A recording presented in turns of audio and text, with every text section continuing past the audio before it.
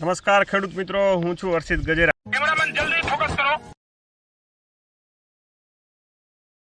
ફૂલે સીડ્સમાં આપનું હાર્દિક સ્વાગત છે. આજે આપણે સંપૂર્ણ માહિતી મેળવીશું એક નવી જ વેરાયટી કે GG39.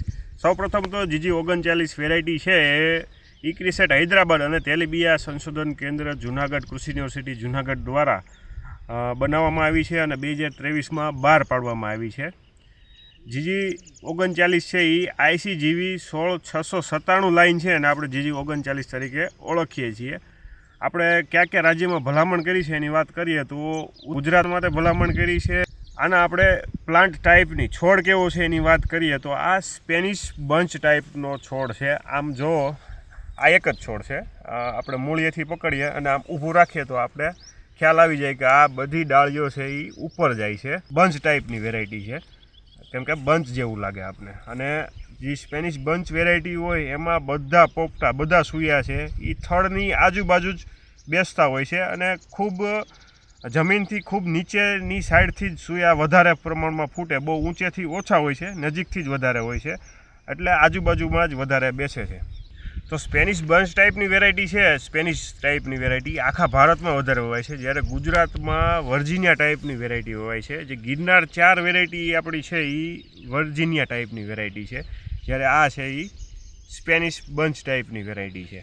પહેલાં તો તેલની ટકાવારી છે એ 50%થી વધારે છે અને તેલમાં પણ ઓલિક એસિડનું પ્રમાણ વધારે છે. ઘણા ખેડૂત મિત્રો ગિરનાર 4 આવી ત્યારથી જાણે જ છે કે ઓલિક એસિડ શું છે અને શું ફાયદાકારક છે. ઓલિક એસિડ છે એ આપણે હાર્ટ ડિઝીઝ માટે ખૂબ જ ફાયદાકારક છે. તેલની સેલ્ફ લાઈફ છે એ સામાન્ય કરતાં 6 મહિના વધારે હોય અને એમાંથી બનતી વાનગીઓની પણ બગડવાની સંભાવના બહુ ઓછી રહે છે. ખેડૂત મિત્રો, ખાસ પાકવાના દિવસોની વાત કરીએ તો ખૂબ ઝડપથી પાકતી વેરાયટી છે. 130 દિવસમાં પાકતી વેરાયટી છે GG39.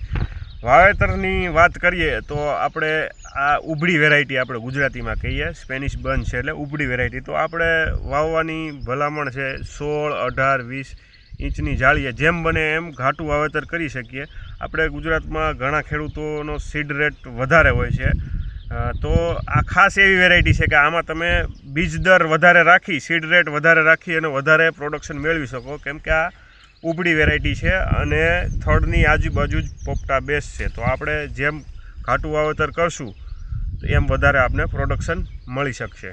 ખેડૂત મિત્રો, રોગ જીવાતની વાત કરીએ તો આ મુખ્યત્વે મેઇન આપણા રોગ કે પાંદડાના રોગ જેવા કે ગેરું અને ટપકા સામે પણ ખૂબ રેઝિસ્ટન્સ વેરાયટી છે. ખેડૂત મિત્રો, રેઝિસ્ટન્સ અને ટોલરન્ટમાં એટલો ફેર છે કે ટોલરન્ટ વેરાયટી છે એટલે કોઈ પણ રોગ સામે સહન કરી શકે છે, જ્યારે આમાં જીનેટિકલી જનીનથી એના DNAમાં જ આપણે પ્રતિકારકતા છે કે રોગ આવવાની સંભાવના જ ખૂબ ઓછી છે, નહિવત છે. તો ખેડૂત મિત્રો, હવે વાત કરીએ આના પ્રોડક્શનની, આના ઉત્પાદનની. GG39નું ઉત્પાદન છે એ આપણે TG37A સાથે સરખાવવામાં આવ્યું હતું, ત્યારે TG37 કરતાં આના દોડવાનું ઉત્પાદન 25% વધારે મળ્યું હતું. આપણે વીઘા 16 ગુઠાના વીઘા દીઠ વાત કરીએ તો 25 થી 26 મણ સરેરાશ ઉત્પાદન છે. મહત્તમ ઉત્પાદન આપણે જે તમારે રેગ્યુલર વેરાયટીનું થતું હોય એની કરતાં તમે વધારે ચોક્કસથી લઈ શકો, કેમ કે આ ઉભળી ટાઈપની વેરાયટી છે. જેમ ઘાટું વાવેતર કરો એમ વધારે આવે. અને બીજું એ કારણ છે કે ઉત્પાદન એટલે વધારે લઈ શકો. આનો જે ઉતારો છે 200 ગ્રામે એ 136 થી 140 ગ્રામનો છે અને મોટા ભાગે પોપટામાં 2 દાણા જોવા મળે છે. હું તમને બતાવું.